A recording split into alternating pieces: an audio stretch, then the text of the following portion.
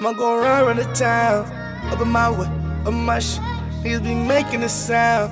Niggas don't wish where I'm from. Ride till we making it out. Ay. Ride till we making it out. Ay. Look, go around the town, up in my way, up my shit. Niggas be making a sound. Introduce ourselves now that we've started. A couple, man. More like 5 or 10. Yeah, pretty much. We've been at it for a little while. What's up, everybody? This is Hoser, Juice Podcast. What is this, the last episode of the second season? Yep. The last episode of the second season. Hell yeah. Let's get it. And always with me. It's Juma. And Frankie. Isaac. And today we got Takeovr. What's good, Takeovr? What's up, man? You got to pan it on Isaac, man. When Isaac says his name, there needs to be a camera that points at him. Don't worry, bro. The next upgrade, bros, we're gonna get like a fucking one of those 360 cameras. That'd be cool. I mean, you don't have to it doesn't I'll have get that ESPN one. Oh yeah. it doesn't have to be on Just you at all fucking times, just right? rotate shit. It just circulates the whole building. Yeah. But yeah, man, I go by the name of Takeovr. I guess this is my first official time here, but I was, kicked it with Vista and the homies last 2-3 weekends ago. I don't remember. It was like 3 weeks. It was awesome. Yeah. That was fun. And obviously we talked about it, new space. So congratulations to you guys. Thank That's a you. big accomplishment. Yeah, man. Thank you, man. Of course, man. Happy to be here. Last episode of season 2. Mm-hmm. Yep. It's an honor to close it out. Hell yeah, bro. Hell yeah, dude. Speaking of the show, you had a great performance, dude. Thanks, man. No, Juma showed all you guys showed a lot of love after, so it was cool. But no, it was I had fun. I had a lot of fun. It was a great night. It was Vista. I think just knowing FTD Productions, and I've gone there taking photos for another artist. So just knowing the potential that just the facility that it holds, and just the sound quality, the production quality there, knowing that there's a stage, and knowing that my homie Rock One, who's been with me for since I started, we've been just putting a set together. It's like, man, like we talked about last time, a 20-minute set. 20-minute sets are fun. I want a 30-minute set. I like, you know what I mean, just to prepare for that. But having him there, and obviously a couple of my friends that pulled up, so it was great. And then knowing Vista, trusting me and just booking me, always showing love, it just felt like the right moment. So it was good. I'm glad you guys were there, and I'm honestly happy that we're talking about it. Yeah. Yeah, because now it's like you don't want to go home and be like, oh, bro, cool. I have footage of the show, but then there's actual people who. You guys who were there and got to experience it. And I think for me too, in a very selfish way, it's good for me because I feel now I have concrete feedback and just actual, I'm going to use this interview like crazy because I feel like it's going to help me really just solidify how I view myself and what I could do with this. So thank you guys for really, experiencing it with me and also being there and, obviously being able to take the advantage of talking about it. So yeah, it was a fun night. Hella. Yeah, man. If you could talk about your set list though, what songs were you performing? So I opened up with Self-Worth. Usually I haven't performed that song probably since I dropped into 2018. I opened up with that. Went to a song called Mr. Plow with produced by Speaks Geek. He's in Pomona. You guys mentioned Siamese. He does a lot of my production, so he produced Self-Worth. Mr. Plow was produced by Speaks Geek. Then after that, I go into Fantasy Interlude, and I kind of talk about that music, that phase where during quarantine where I dropped a few projects. So it went from Mr. Plow to my song called Fantasy Interlude, and then from Fantasy Interlude we went into Walking Dead, which I think a lot of people were very happy with that performance. Cool. Man, that's my bread and butter. Siamese produced that as well. Then we go into Birds in the Distance. No, I'm sorry, after Walking Dead, Smoking Mirrors. I love that song, and the only reason why I actually performed that, my homie Mario pulled up, and he went to a show where I actually headlined it for the first time in LA. And I was originally supposed to perform it, but for some odd reason, it just didn't happen. So he was like, yo, if I go, you have to perform this.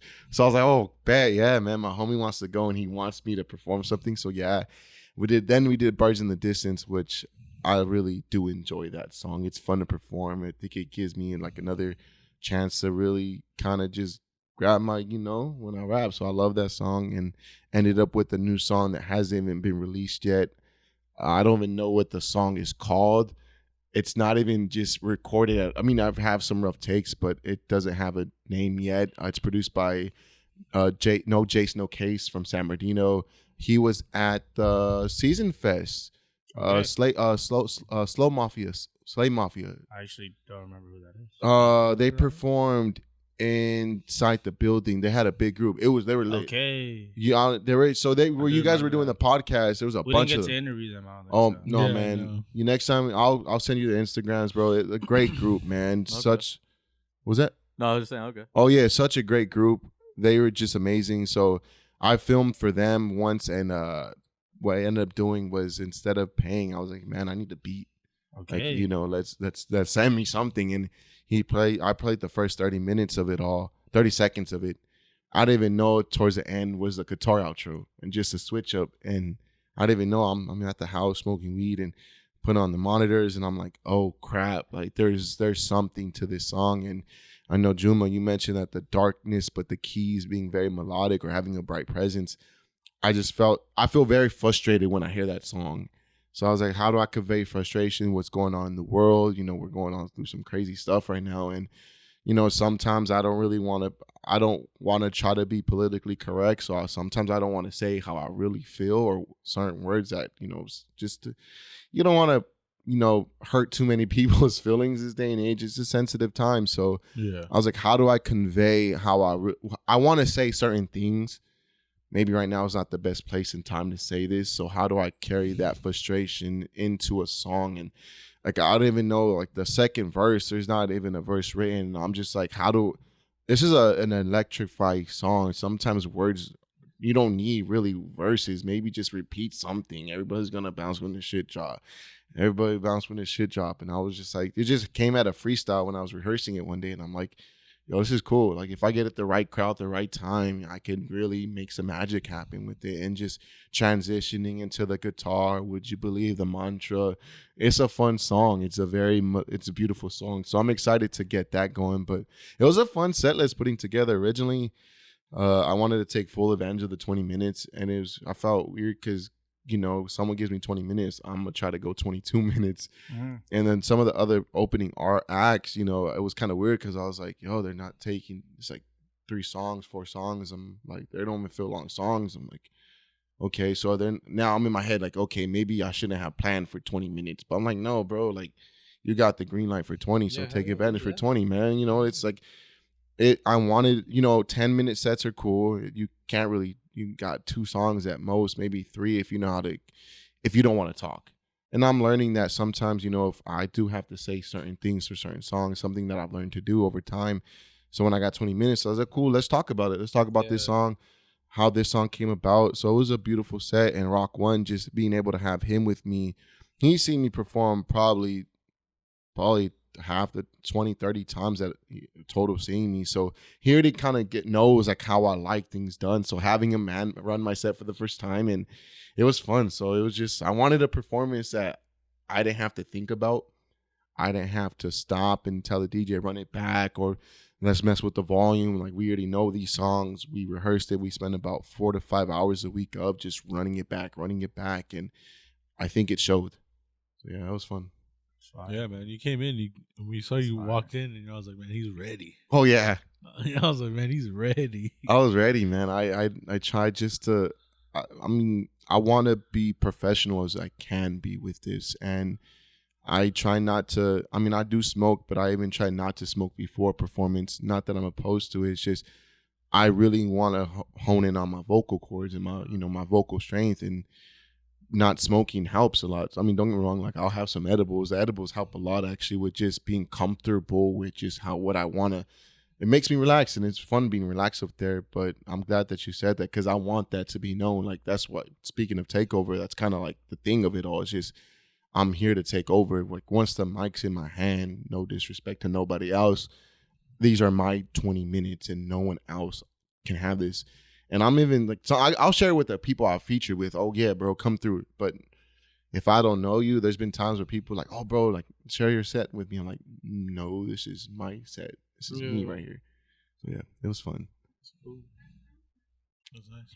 And then even just jumping into, because we met you at Season Fest, you mentioned it a little bit, Mm-hmm. and like we talked about it last time on, your like brief appearance with like doing both photography and like rapper side, How is it with like possible, like even, do you like taking your performance as like, even like someone to get you footage and like, like what you could do better as an artist? How do you even do you ever put yourself in like in a perspective as like like as a fan Yeah. to even judge yourself? Oh, I do. There's I used to hate watching footage of me perform, but then I'm like, okay, you hate it. What do you have to do better?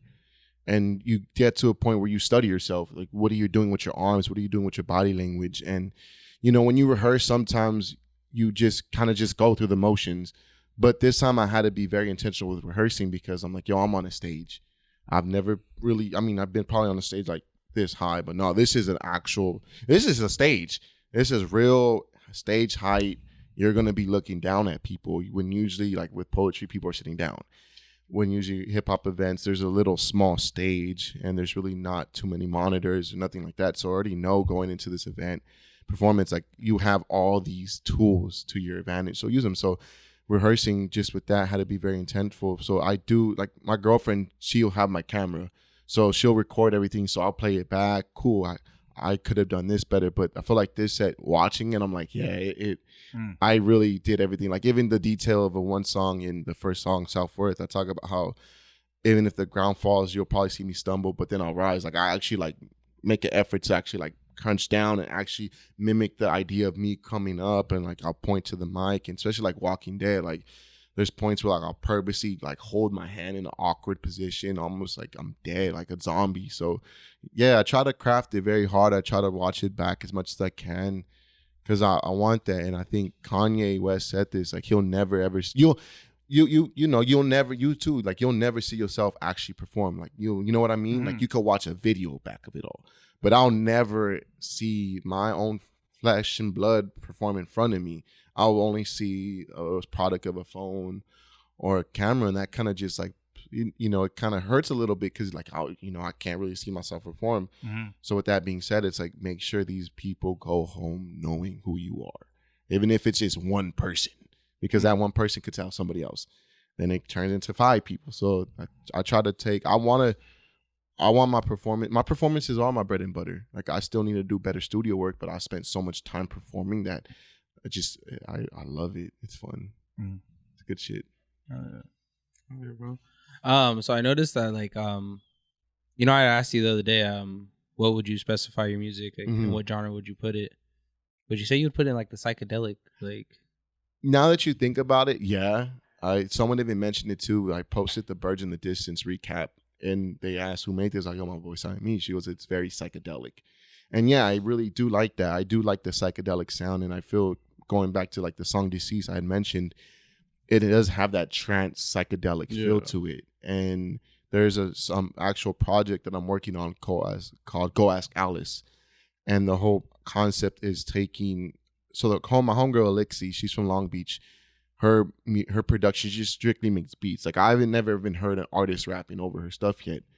The reason why I figured like I could, because I think poetry, like as a poet, I could. I need ambiance. Yeah. You know what I mean? So the project we're working on is called Go Ask Alice, and it's literally just a psychedelic experience of just ambionic music with just me breaking down poetry stuff. So I would highly say psychedelics, as it's weird. I don't really go out of my way to listen to psychedelic music, right? But I would say that my music does have a lot of psychedelic sounds. Like I remember, I don't know if you guys know Steven from Oh That's Filthy. He's from Long Beach. He listened to my music, and we sat down, and he does some A&R work, and we were breaking down Set Your Soul Free, and we were listening to it. He said, your music's cool, but I feel like you just make music for stoners. I was like, I'll take it. Because you're gonna sit down and really like, especially with like Siamese's production, it gives you that eerie. It's like a listening experience, and so I think psychedelic does come into play because it's. Especially when you're on a psychedelic and you're listening to things, it's a different frequency. Yeah. But that's cool. I'll take the comparison. I'll take that. Yeah, because I was telling Juma like during your set, like I was telling him, I was like, some of your songs, I think it was either Walking Dead or the one after, I can't remember. But I remember it sounded like 2 different songs at one point. Like I didn't even realize it until you transitioned to the next song. Because like you were saying, that's tight. In the beginning of most of your songs, you're explaining like what you're feeling, like how you made it, how it like came to be. So that's when I realized, like, wait, that was one song that you just played. You didn't play 2 different songs, bro. You're barely transitioning into the next song now. I think it might have been probably Smoke and Mirrors, and because there's a part where the beat just switches up, and the flow switch up, and entirely, entirely switch up, and the outro of that song is a very I'm just like. Yeah, it was that one. It's funny because that's the first time I did it perfect too. Like I like there's times when when I perform certain songs, and then when I listen to the actual recording that's out, I'm like, damn, I wish I would have done this differently. And I've learned that sometimes they're live performances for a reason. You could improv it as much as you want, and you could change. I mean, one day that was a perfect day for me. Maybe next time I perform that song, I might do something completely different. Right. That's what I do love about live performances and having that access to that. So I'm glad you like that, because I really wanted to stand out that night. Like, I think, it's really that point in my career where it's how do I, coming off of dropping 2 projects, technically 2 projects and a single during 2-year phase of quarantine, how do I kind of quote unquote stay relevant, but how do I not get so caught up in what everybody else is doing, but how do I solidify myself? So that performance was a lot to me. It meant a lot. So that's good that it kind of left that impact. Yeah, no, man, sure. That's good though that you wanted to be like that, because you got what you wanted. Because to me at least, you stood out for the night. Good. That's what I wanted, man. No, it was cool because there was good art. It was honestly a good lineup. Yeah, everybody like I was like, damn, like everybody brought their A game. Yeah, it was a great turnout. Honestly, like I was like, damn, because even I had 6 or 7 of my people. You packed the house out. Nah, brother, I only brought, so it just seems that way because I'm with the guys that do the podcast, and then I had 2 people that performed with me. I mean, still, like, there was like, when I saw your set, I was like, them, damn, it's popping in here. Yeah, but when you came on, though, everybody did go inside. But like, that was like the time where people were. Yeah, it was more showing up. It was the beginning of people like actually. I was like third on the stage. Well, I think even the beginning, I was happy. I mean, obviously the guy, what's his name, who opened up. My bad, I had to interrupt, but like the lady, the owner, she like invited us in when her husband was on stage. He that like killed kept it, man. Everybody inside. Dude. Yeah, so that was like a setup, bro. That was a setup. He did don't be crazy, bro. He went crazy. I was like, dude, this honestly, I had to dab him up after. I was like, bro, like because you hear that hip hop's a young man sport, and here you got the OG like. I don't know if I'm not opposed to people rapping over the vocals, like that's to each their own. I don't know if he did that, but he sounded really good. His performance, he did his thing, but just listening to him rap, I'm like, bro, you got bars, you have subject matter, you have flow, you have cadence, you have damn, bro, like kudos to you. Like it's not easy, let alone at that age, to really go on stage. Mm-hmm. When you're kind of the older man of the crowd when it's hip hop, so that was mad respect for him. Like Doobie Dean. Yeah. I remember, that was a good set list. Yeah, I gotta go back to. I left my mic stand there. I gotta go get it. Yeah. I was like, damn. It's like not. See now. When did you realize it? Well, so this is what happened. So we weren't supposed to leave. My goal was to stay the whole night, especially support Vista, man. Like he's always shown me love, and it. So before that, Mom, if you're listening to this, sorry. My mom loves to listen to my stuff. She gets upset when I do have edibles, marijuana, Yeah. So I had some edibles before my show, right? It's natural. It's organic. We adults. Right? We are adults. We are adults. So I had some before, loosen me up. And then, no, I think I had some like at 4 or 5 p.m. because I started getting pre-show jitters. So I was like, let me just mellow out. When I get pre-show jitters, I've learned to put Go DJ on by Lil Wayne. Everything changes. Damn. And I've been listening I've been listening to a lot of Lil Wayne again. And I'm like, I think this is what I need. Just that Lil Wayne in me just to go. It's like, yeah, that's what I need in my life right now. That confidence that I'm bumping Lil Wayne. So then after the performance, so I had some like at 4, then like an hour before my set, I had a few more. Got done with the set, I was fine. But towards the end, I think when bro, his set was amazing. Yeah, I gotta send the footage. Bro, he killed it. I was hands down throat. I was impressed. I was like, I heard his music, but seeing him and just how like he performs that song he opened up with too. I was like, damn, you're special. That was a special set. He just comes across reserved. Yeah. And then you see him perform, and it's like, damn. It's like cool. Yeah, that's you, man. You know, like that was both of them are him, but like that's like a whole other side. No, it was beautiful, man. So you going crazy. So then at that point the edibles really started kicking in, and then everybody else I was with was kind of like a little too high, and we had a long drive home. So it was like, do we just go? And, you don't want to leave, but then at the same time, it's like, it's getting late. Maybe we kind of did smoke. Read in the room. You in the room, kind of. You guys are sitting down there. Like I didn't drive. I came with my homies. I don't want to be you guys have to stay. And they're like, we kind of want to get going, get some food. It's about a 45-hour drive home. It's late. I'm like, all right. Well, so, and then I was about to get in the car, but then I'm like, damn, I already walked out the building. And so 2 other people that were there, they were complimenting the set, and then they offered me a beer. So we're talking, chopping it up for like another 5 to 10 minutes, and my friends are still waiting for me. And I'm like, oh, my mic stand. And I'm like, okay, let me go get it. But I was like, bro, if I have to go in right now, if someone's performing, I don't want to go on stage and grab it. That's disrespectful. Yeah. I was like, just take your out, go home, and go. You're going on Tuesday, the area, but unfortunately they were closed today. So I was like, bro, just if you ever, I was going to hit a Vista like, hey, man, if you're ever around the FTG, can you pick up my mic stand for me? Yeah, you should. Dude. Yeah, I am. That's going to be my special mic stand because that was a good performance. That's the second time I leave a mic stand, though. Damn. I got to stop doing that. See, you should have went back. I should have, right? I should have. No, don't say that. I love performing with the mic stand, though. Like, it's kind of like my grounding factor because I feel like sometimes, like, you get, like, with the adrenaline's going, especially when I first started, like you're aware of where you're at, but you're not at the same time because you have to process your lyrics. I'm not trying to say process, but you have to process the moment. You got people staring at you. You feel people staring at you. There's a lot going on. There's a lot going on. You got the mic. You have to watch for the chord. You have to hear the sound, and then I'm supposed to. Oh yeah, hold up. I left my mic stand. It was just so much, and after shows, like, I'm thankful you guys pulled me out of the room because after I perform, I need like 5 to 10 minutes to just woosah.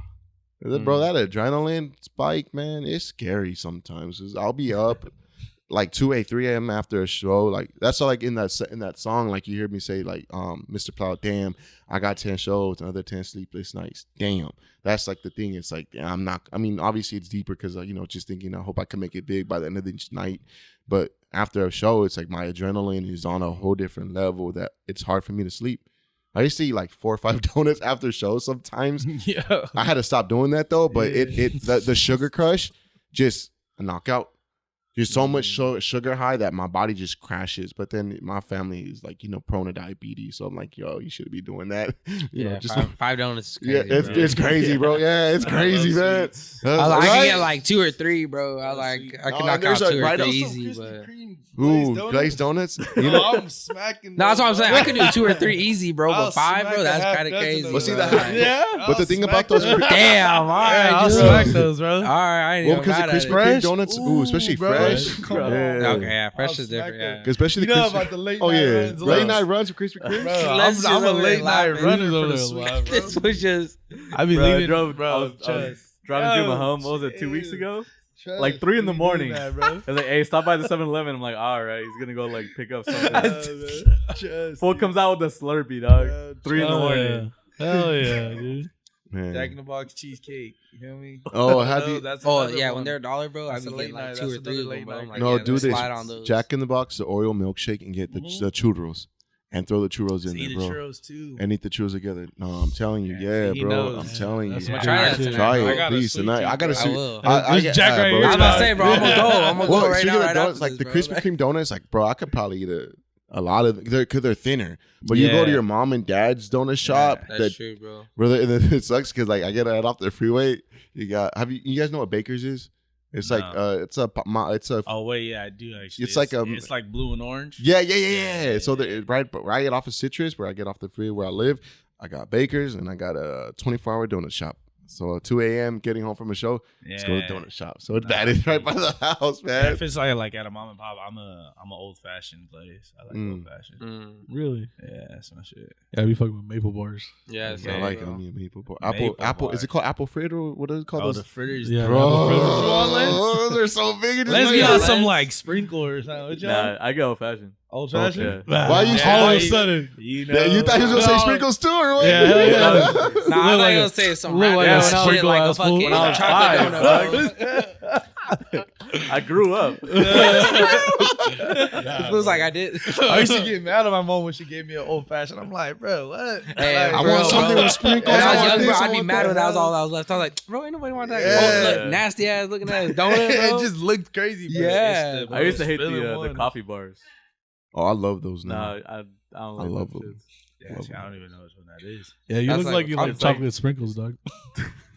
When I was a kid, yeah. I'm about to say, let's look like it would be like more like a bagel guy walking out with a donut, like instead of a bagel donut. was bagel. Yeah. Bagel guy? You walk in the Nah, I'm donut not a shop to bagel get a type. bagel. No, Not a bagel. no. It's like I'll- bagel shop. I'll go a muffin. I like a Muffins muffin. it too.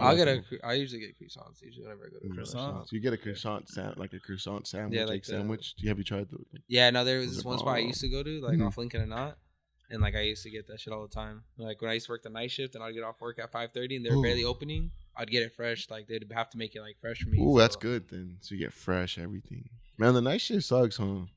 Or you like To it? be Yeah, honest, it I does. prefer it. Yeah. Yeah. So why does it suck? I just hated having to go to sleep when everyone was awake. I feel that. Did you enjoy it or were you okay with it?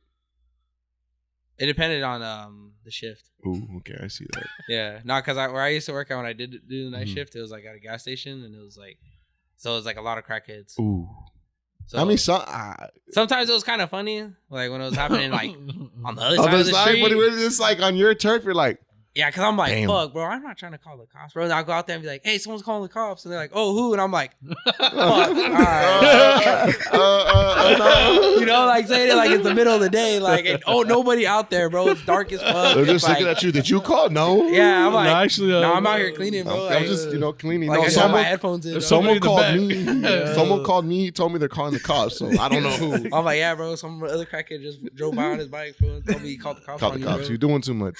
He said you're burning out the spot.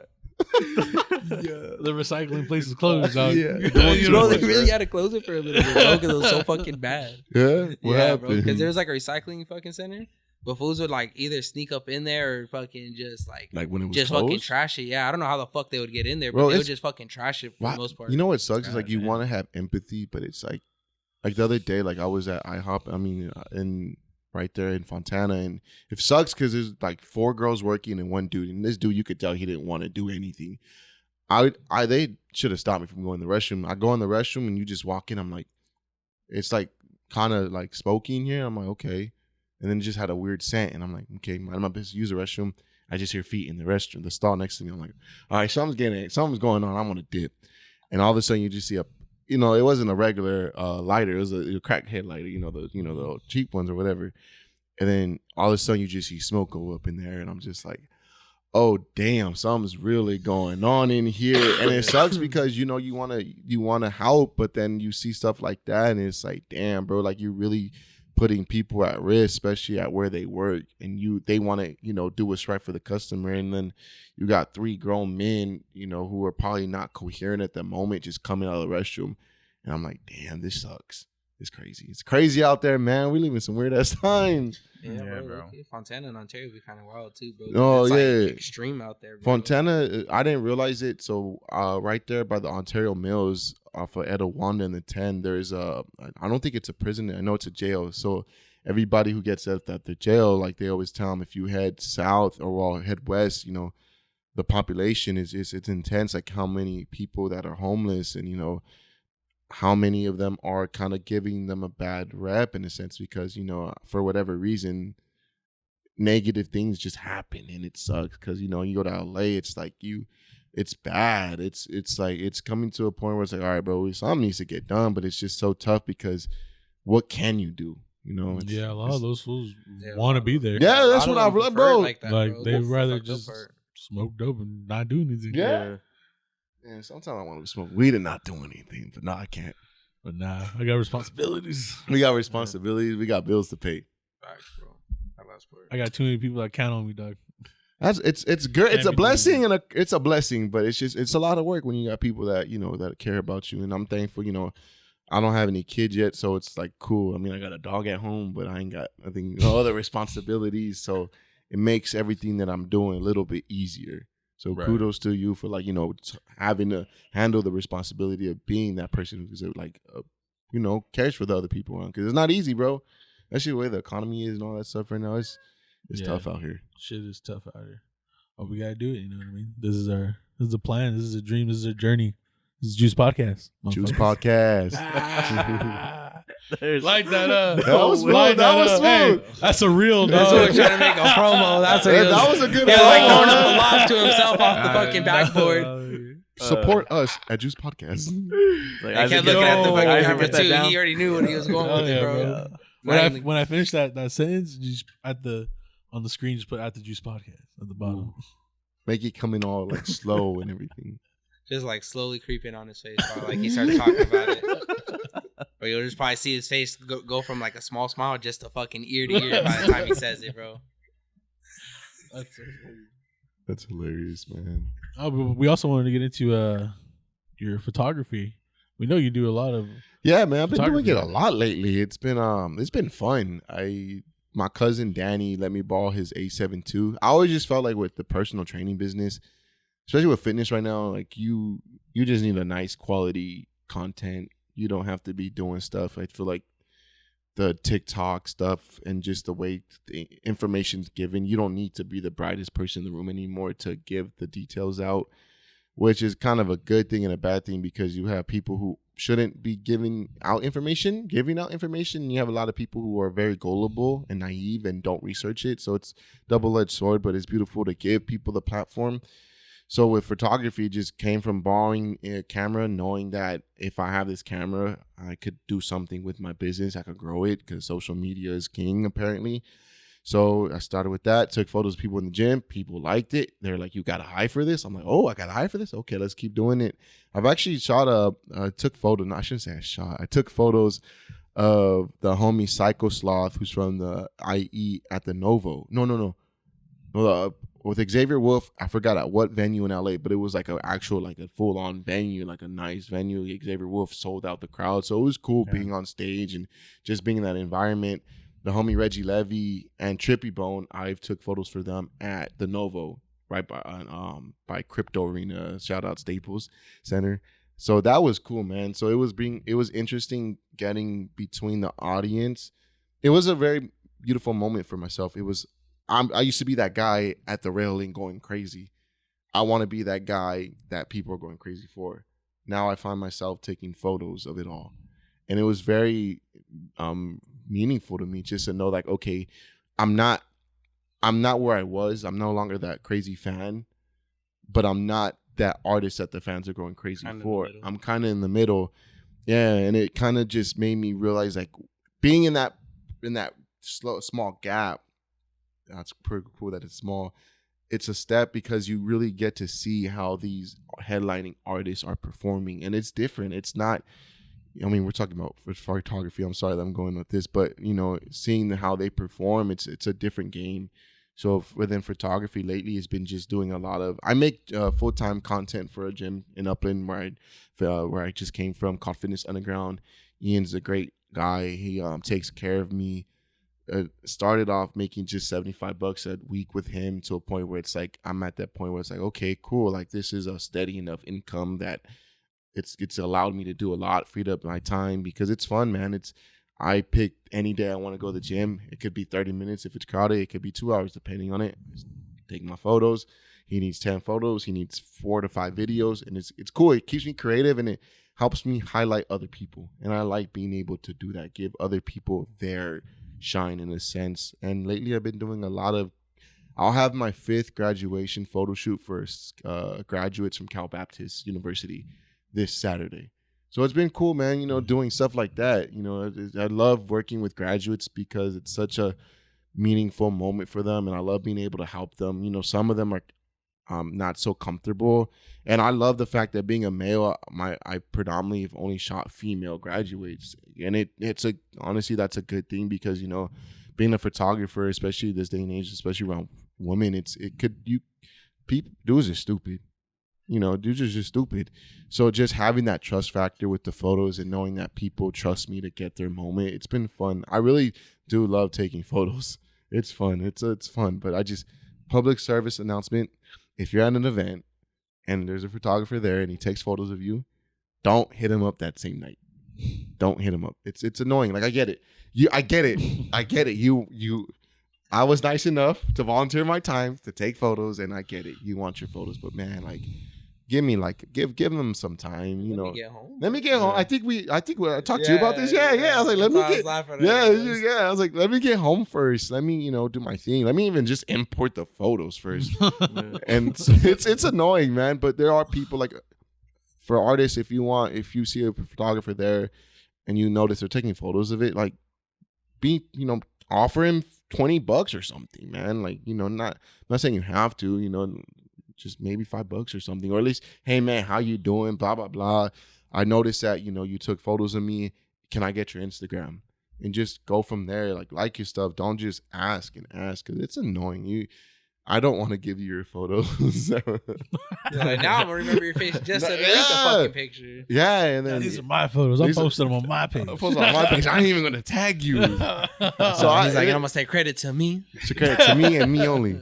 And it's fun, learning how to color grade into, and just learning how shutter speed and ISO and just perspectives and points of view. So it's fun. Especially I've done a recap for a semi-professional basketball team in San Bernardino, and it was fun just capturing you could tell like which players were like really feeling themselves, and just capturing the moments of just like that. Oh, like they messed up, heads down, and you just can tell by the emotions of it all. So it's a fun hobby. I mean, it's needed for me, anywhere I go. It's just, look, we got 3 cameras right here. So having a camera with me, especially a camera, because now I have a Sony A7 III, just having that camera, it's been such a game changer. And just with technology, the ability to Wi-Fi transfer stuff easily makes everything so convenient. So media, it's been fun, man. I enjoy it. I went to New York.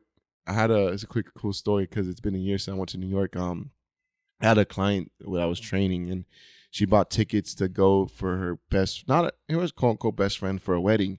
And she was like, oh, I want a photographer. I bought this ticket. I'm no longer with my boyfriend. It's been about a year since that. I was like, okay, cool. I'm just listening. She has this extra Coachella ticket, but she doesn't want to go. Who to give it to. I'm her trainer. I'm like, okay, how long do you want to train with me for? I'm like, let's do this. You have the plane ticket. You have the hotel and everything taken care of, and you want a photographer. How long are you going to be out there for it? I'll charge you this much to go with you. Originally, I wasn't going to help her. Like, I'm like, no, bro, you're my homie. Like, I'm going to help you pay for anything that I can. So, because of photography, like, got me a good deal to New York. So, it was fun, man. So, it's cool, it was bro. Fun, that's kind of cool, bro. It's fun. I had fun in New York, man. She She was like, can you just take your camera and just take photos? Yeah, damn right. Because, on my resume, I could say I'm a travel photographer. Yeah. Right? So you could really technically do it. I could really technically say, and now I know, like, okay, cool. If I need to do it, like, I love being able to know that at the end of the day, where I live, I rent a room. I don't have anything that if I leave today, I'm able to do that. So I always, like IDK posted on his Twitter, he's looking for a Coachella photographer. I'm like, me. Or like I have homies that, like always tell me like, what if you had an opportunity to travel? Would you? Yeah. What do you mean travel? Yeah, damn right. Especially with music, what do I need? A studio monitor. My laptop, my mic. Like I need my laptop works, my workstation. I'm able to go anywhere I need to go. So it's been fun. It's a great field, and I feel like there's a niche right now in the marketing for photographers, especially working for commercial real estate. So that's one thing I'm really trying to get into. It's just more who has the money to really pay for what they need. A lot of real estate agents need high quality stuff. So it's like, cool, you close whatever deal, like you have big numbers. So it's like, what's a big number? 15% of a big number. Oh, cool. I'll take 15% of a big number for some photos. So learning how to work with certain markets, but also at the same time, like my artist friends, like I don't charge them full price. It's like at the end of the day, it's like, yo, you got a show in LA, shoot me gas money. Because at the end of the day, I'm an artist myself. I'm helping you grow your business or your brand. People see that I'm taking photos for them. Okay, now, like for instance, Season Fest. Look at me. Look what happened because of all that. It went from, oh, now I'm networking with this person. Okay, now I got a beat because of this. Oh, now I'm going to record someone's music video because of just volunteering time and So I think that's a cool thing, just networking and volunteering time with the photography. It's been fun. Oh yeah, man. Speaking about time, dude, how do you find time to do all this? You got a music career make going time. on? I'm just kidding. Photo career going on? Fuck, I wouldn't be surprised. I just I really just submerge myself into everything that I do. Like I really don't leave the house unless I absolutely have to. I've learned that sometimes not every opportunity is meant for you, and learning how to say no to certain things. Like, don't get me wrong, man. Like, it's exhausting, it's tiring, it's long days, but I mean, think about it. Like, I'd rather do this and I mean anything else. Like, to me, you know, in my mind, I've already done something. I've made something of myself. Whatever comes during this experience is just a bonus to it all. So that's just how I see it. And it's fun. Don't get me wrong. Like, time, it's tough sometimes. Like, it's stressful because at the end of the day, it's like you're not guaranteed. That's why I've learned, like, I had a friend of my cousin have a friend want me to hire me for an event. I said, hey, I need a deposit. You know, come the day of, ask for the deposit, didn't get anything. 2 hours later, it's, I have to cancel. And I'm like, bro, like, that was money that, you know, like, I need this money. But at the end of the day, like, shame on myself for being naive and giving you the time of day to even not respond to my, hey, I need a deposit. So it's learning that and learning to really just micromanage time. Like I said, I have everything I need in my house right now from my studio. And if I need to go somewhere, like, I just make a phone call, go record music. But the majority of the time, I'm just really at the house, while not really doing much unless I have to be out. Because there's really, you know, especially just, I mean, I'm 31, man. So it's not like I'm 25 anymore. 24 when I first started. Like, I was always every open mic, every weekend, every this. But now it's like, do I really? I'll go to open mic in Irene with Pomona Loud. I wanted to invite her, but she's working. But shout out Irene. Hopefully you see this.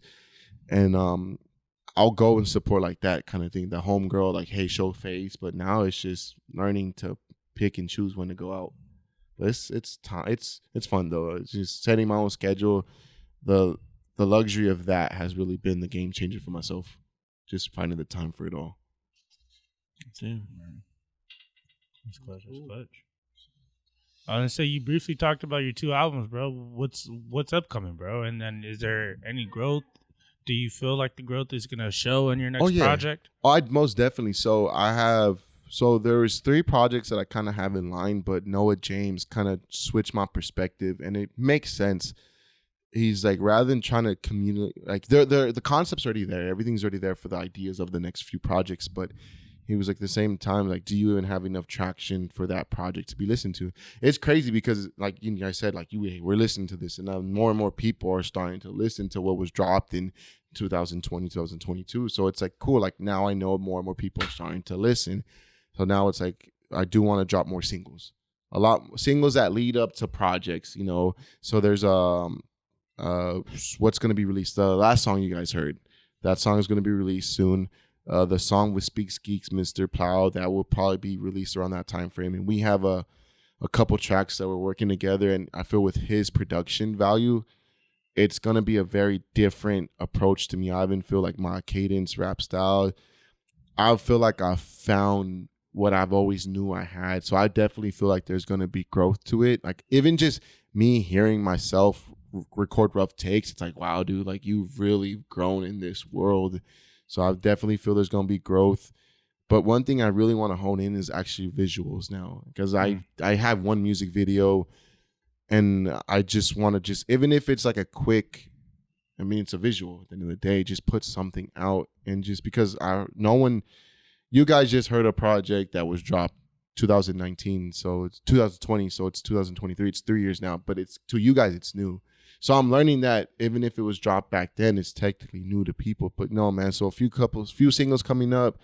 I have a project that's called Believe Me, produced by a producer named Believe Me. Actually, it was pretty cool. Like, I was like, okay, he says, but he has his producer tag on the beat, says Believe Me. So I was like, let's just call the project Believe Me. And the idea is me believing in my ability to actually rap and bar out, you know, different cadences, different rap entendres, whatever you want to call it, different cadences like that. So I'm excited for it, man. It's just, I think taking the name Nato to Takeovr just really kind of just gave me that, okay, you know, like that shrug on my shoulder kind of feel like let's run it. No, man, I'm excited for the next music. It's gonna be fun. Just more visuals and just trying to orchestrate how I want it to sound performance-wise. I always try to think of like how is this song gonna sound in the studio version, but now how do I make this sound different for an actual live performance experience? So trying to get more personalized with certain things now, because I want to start getting to a point where certain music is going to be built from the ground up, like working with a producer again from ground zero. Because Siamese, unfortunately, he moved out. He's in Texas now, and he kind of took a big step back with his music career, which family stuff. So I pray to God that journey doesn't end with him, because it's been, he's produced majority of my work that you hear out on iTunes and Spotify. So now I just want to, challenge myself with finding different producers, trying different sounds, and being okay with growth, because growth is needed. Growth is definitely needed. Factual. Very, very Long days. No? Yeah, you've been quiet. Yeah, man. I was expecting you to say something, man. I'm like, dang, Isaac's just over there just like. Yeah. Sometimes I'll say something, but right now I got nothing, man. No? Oh, okay. Well, so you said you guys listen to all of therapy sessions, right? Yeah. What'd you guys think about it? It was good. Yeah, okay, I'll take that. Yeah, it was good. I like it. If there's one thing I like, my bad, you. No, I was gonna say if there's one thing I like about it is there's not a lot of choruses. Yeah, there's not. So that makes me want to just listen throughout, because it's like you probably, to me, just listening, you probably just heard the beat and you're like, I'm just gonna keep flowing. So even with that, do you take away from your first thought? Do you sometimes believe everything you write is really good, or sometimes is it just free flowing? I used to think that, but then when I made Walking Dead, the first half was written, the second half was a freestyle. And then just the way it just sounded, I was like, cool, that's fine, start doing that. So I've learned that certain songs, I'll come up with an idea, like Birds in the Distance was written, then second half freestyle, and then, okay, let's listen to it.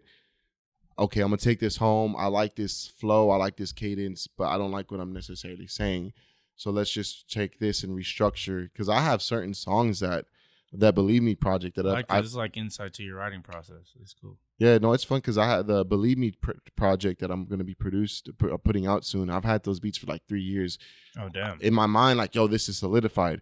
But then I go back and then I, recite it or rehearse it. And I'm like, it's for what this beat is, I'm trying too much to be that poetic self. So learning how just to cut out words, cut this out, cut that out, minimize what I'm trying to say. Because it's self-worth, to me, it's a lot that's going on in that song.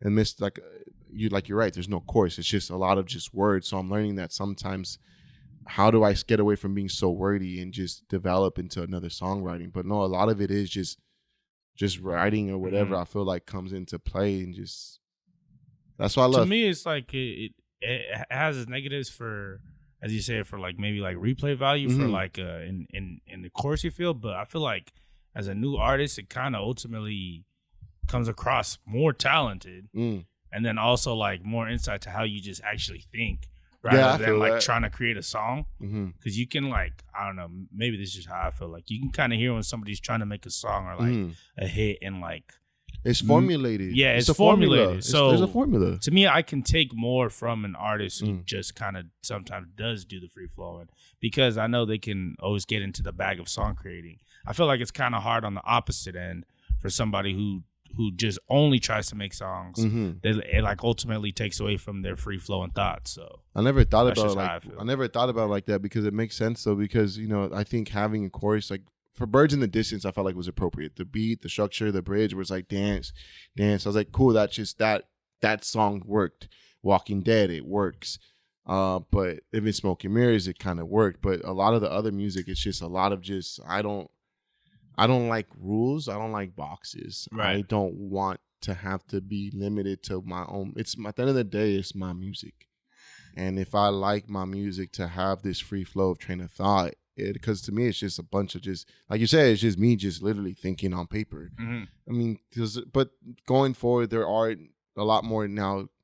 How do I really write this song? Because at the end of the day, I think if I want to tap into that market songwriting where, you know, like, hey, this is actually for radio, this is for this and that. Like that's the next challenge I want to get into, because I want to be at that level, not even just so much like the, not quote unquote fame, but just the ability, like, man, I want to be at that level to perform at those big venues, you know, the Coachellas, the State Crypto Arena, the Greek Theater, the Fonda, like those venues that I've seen my favorite artists. Like I want that for myself. So I know that it's good to have my own style of writing, right, but also learn that at the same time, like I have to realize what is out there, that what are a lot of people listening to. Like I love going to Coachella and I love people watching.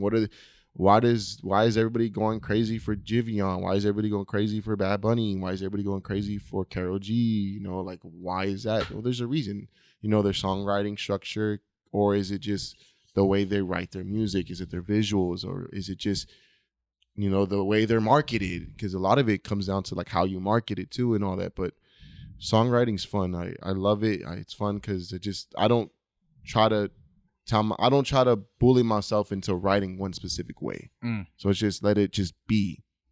I feel like you can't overthink it, you know, like, because I feel sometimes when you're overthinking it, you're overcomplicating it. You're ruining the innocence of the creation, trying to do too much with it.